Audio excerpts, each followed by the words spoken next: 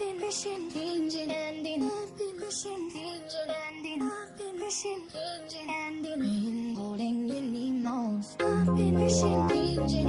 yeah.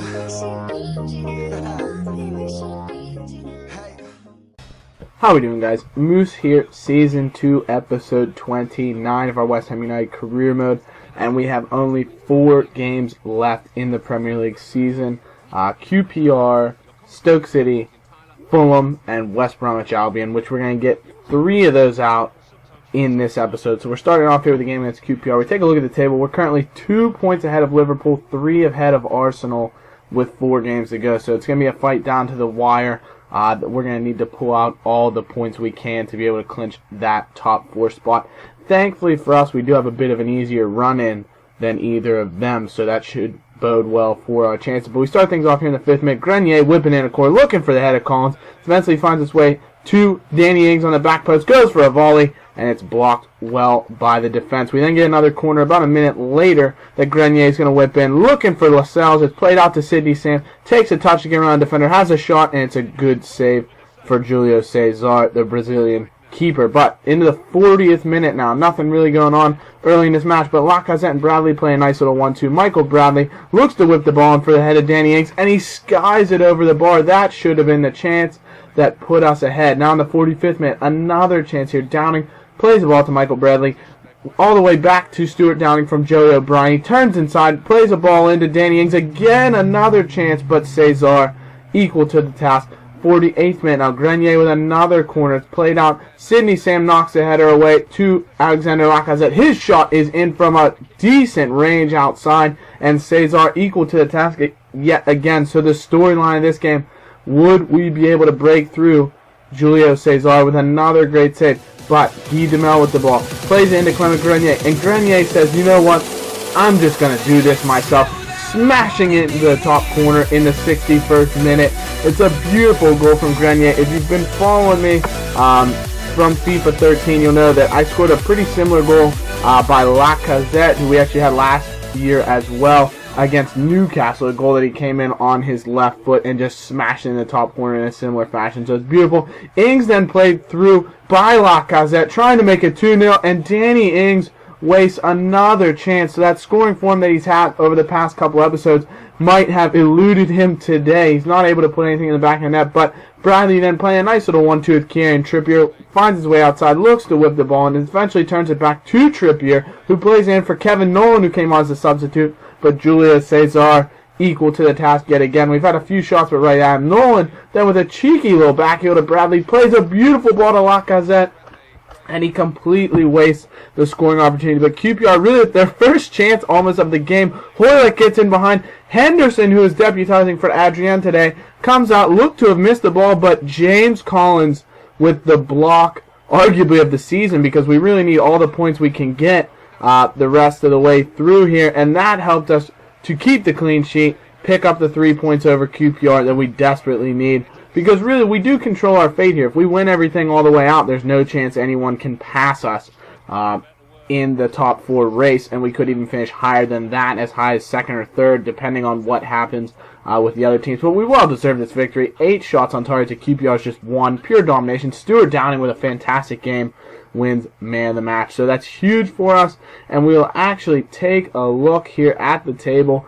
Manchester United 7 points up, with 3 games to go. We are currently now 2 points still ahead of Liverpool, so they won. Arsenal won as well, so we're still just 2 points ahead, but we're also only 2 points back of 2nd place, so really nervy for everyone here at the top as we come down to the wire. Taking a look at the calendar, we have Stoke City 4 days later, I should say, Fulham, and then a little over a week later, West Brom. So plenty of time here for us to get our full squad rested for the most part and ready for these games. But this game at Stoke City, always a tough team to play against, though we have done really well against them in this career mode. I think we scored, 5 against them in the first game last year that we played them. I want to say we beat them around 4-1 earlier this season. So definitely something that we can hope to replicate here. I'll say a couple Americans here, Jeff Cameron, Maurice Edu in the lineup for Stoke City. Coming up We're playing a 4-2-3-1 just fitness-wise. Guys like Noble and Diame,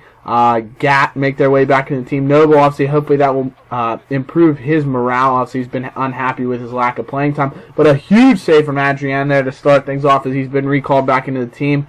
It's a big save, and then the player was called offsides on the rebound. But a terrible giveaway by Tompkins allows Kenwyn Jones to get in behind the defense and put a simple header in past Adrian, and we're behind the 8 ball early here in the 19th minute. Really disappointing, terrible giveaway, but we need to fight back here. So the ball is given away, finds his way to Ravel Morrison, turns inside the defense, lays it off for Diame, has a shot, and he just puts it wide. You got to at least be testing the keeper there, Mohammed.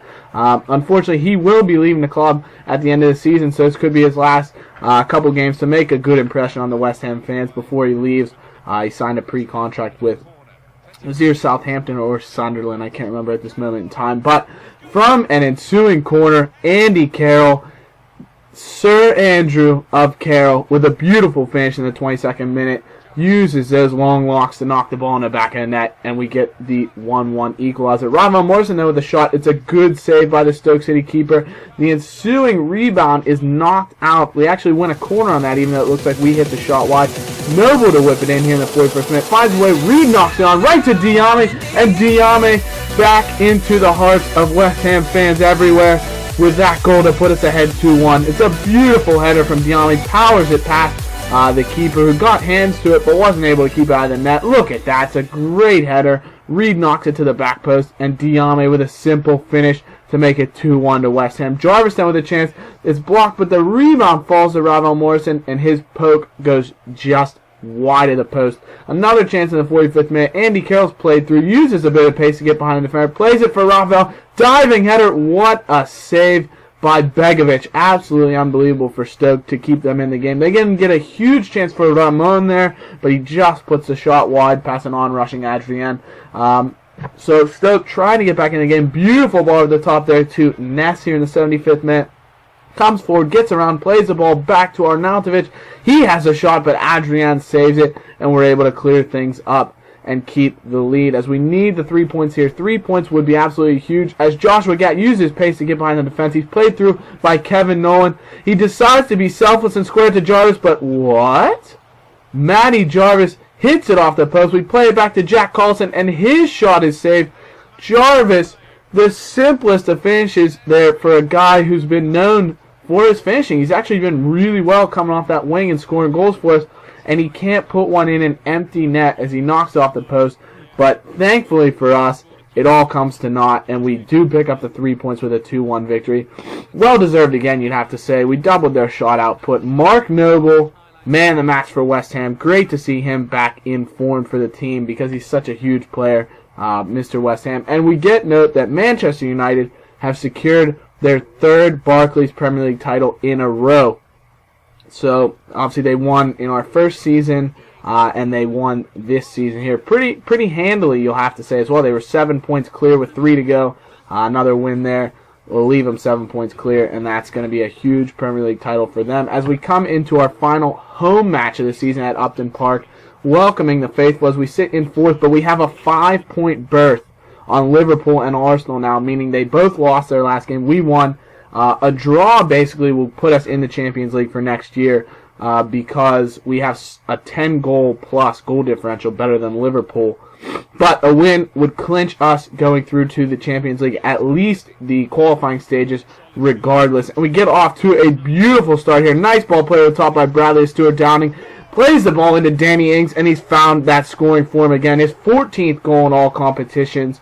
I think it's actually 12 for us because I think he had 2 goals for Burnley in the Capital One Cup before coming over. But regardless, it's a beautiful finish from Danny Ings. Great ball from Bradley to Stuart Downing to allow him to have the space to play that ball. Another chance here. It's played back to Grenier, but a big block by Philip Senderos to keep us from making it 2-0. Sidney Sam then into Michael Bradley. Some beautiful space. Fulham just standing off a little bit. Lacazette turns his defender well, but it's a good save from Martin Stecklenburg. Another chance here. Not too much happening already into the 51st minute. Ball play over to Grenier.